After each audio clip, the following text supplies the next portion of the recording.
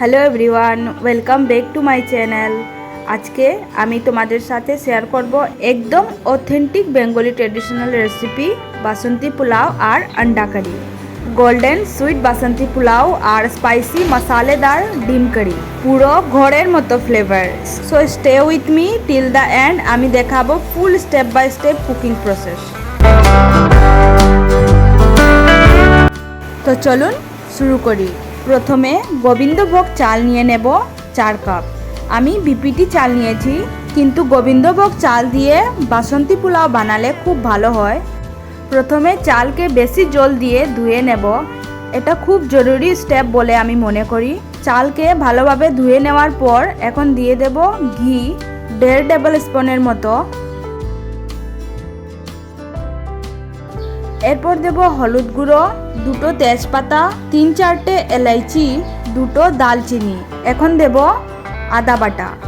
এরপর সব কিছু ভালোভাবে মিশিয়ে নেব।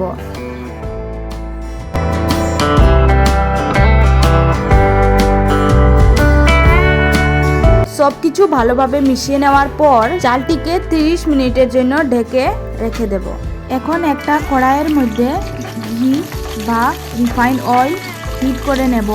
এরপর কাজু আর কিশমিশ দিয়ে ভালোভাবে গোল্ডেন হওয়া পর্যন্ত ফ্রাই করে নেব। এরপর 30 মিনিটের জন্য ঢেকে রাখা চালকে দিয়ে দেব তেলের মধ্যে। বাহ, কি সুন্দর গন্ধ বাড়ছে! আর রংটি দেখুন চালের, এটিতেও বাসন্তী কালার।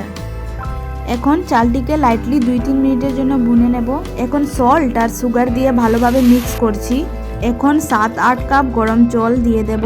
কভার করে 10-12 মিনিট মিডিয়াম ফ্লেমে রান্না হবে।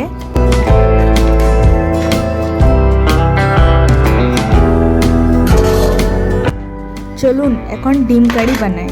তো ডিম আর আলু ভালোভাবে সিদ্ধ করে ঠান্ডা করে নিলাম।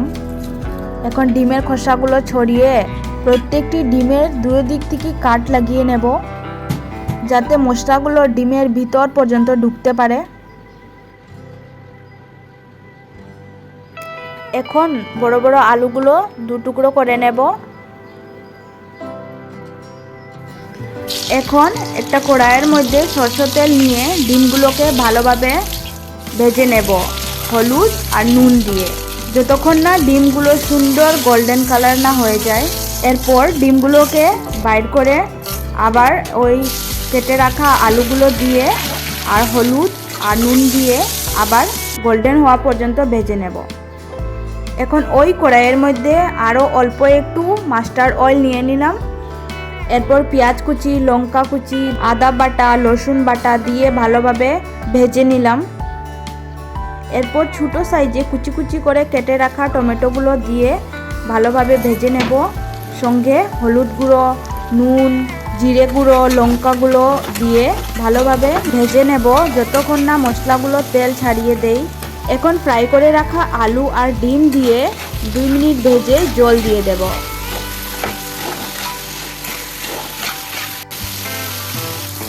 এখন ভালোটিকে নেড়ে চেড়ে এটিকে কভার করে আরও 5-6 মিনিটের জন্য রান্না হতে দেব মিডিয়াম ফ্লেমে।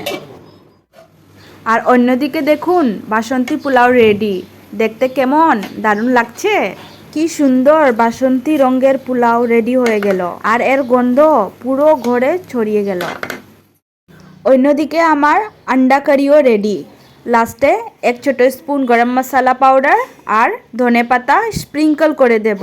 তো ডিম কারি রেডি, সুন্দর thick gravy, perfect with Basanti pulao.